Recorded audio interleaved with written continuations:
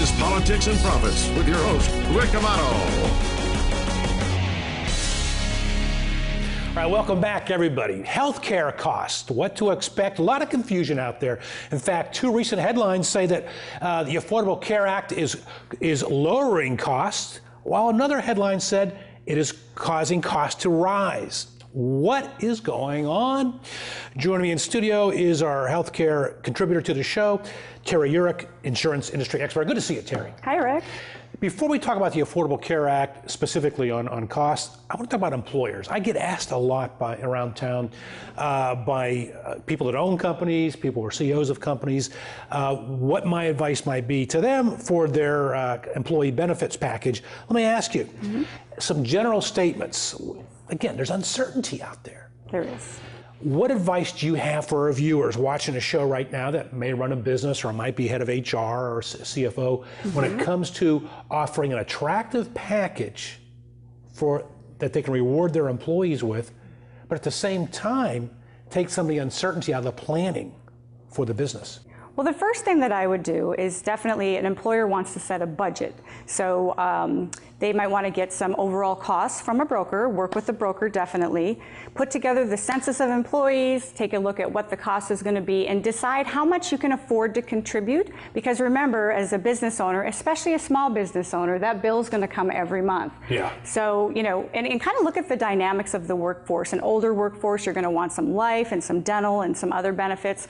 Where a younger workforce, you know, you may be able to get by with medical and maybe offer some fitness gym memberships and other things to your employees.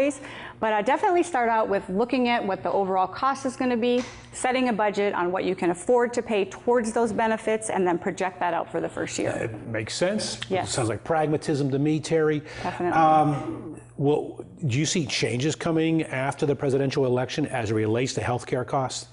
Well, when you're looking at employer benefits in the group realm, those aren't as affected by the ACA. So the individual marketplace is really where all the action per se goes on in the news, all of the rate hikes, the essential benefits, you know, but I wouldn't be as concerned about the small group. For the future of employers, everything's going to stay somewhat stable, but the PPO plans are definitely having huge increases. I know here in California, 20 to 27%. The HMO is very stable. Yeah, we're seeing it coming up for fourth quarter, but the HMOs are stable between 2 and 7% increases, and that's an actual and average trend. Wow. Yeah. And that kind of leads me to my next topic, which is very related. Again, I keep using the word uncertainty. I'm going to use the word confusion here as well. Two recent headlines. One says Affordable Care Act cuts costs. The other says in the state of Michigan, rates may jump by 17%. You know, that may only be Michigan, but if it's happening in Michigan, it's happening elsewhere. Right. What's your take on these two conflicting headlines? So, okay, so when you're talking about the Affordable Care Act, you have to remember that in the marketplace of individual plans, the people who are getting a subsidy are pretty much unaffected because they're getting a subsidy. This is their income.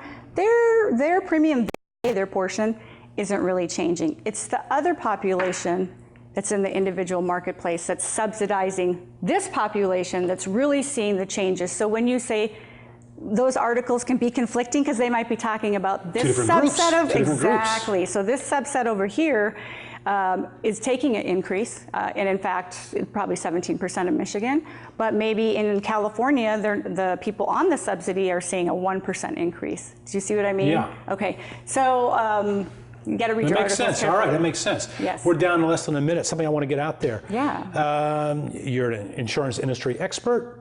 You've got a successful business here in Southern California. I do. You're always hiring. We know that people are looking for great employment opportunities. How could they contact you should someone in the insurance industry want a job opportunity? Thank you. Yeah, so we are hiring independent producers. We do a lot of Medicare business in the San Diego area. 2,000 people are turning 65 every day. So it's a great opportunity to start your career, get some great residual income, and work with a fun company. And contact me at 858-391-8544. All right, maybe we can get that on the TV screen there as well. Thank you. All right, Terri Yurek, we thank you for joining us, giving us some good insight into some confusing issues that are very important. And we have our Triple P coming up, the Politics and Profits Great. panel. You'll be joining us on that panel. That is next, folks. Stay with me. The Politics and Profits panel. That's a tricky thing to get out of the mouth. It's next from the Bellatrix studio. I'm Rick Amato. Don't go anywhere.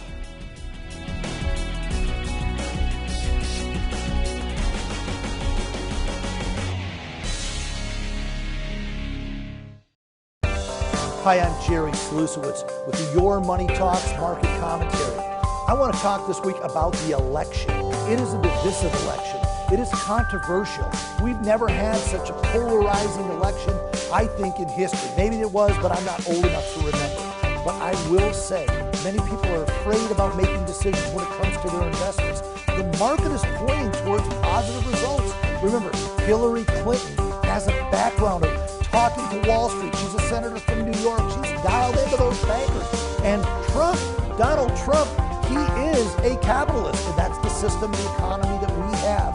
Capitalism will not fall under Trump. I don't think it'll fall under Hillary Clinton. I'm not endorsing one side or the other, but the market kind of shows what direction things are going, and that's going towards a continuation of a positive economy. Again, I'm Jerry Slusewitz with Your Money Talks Market Commentary.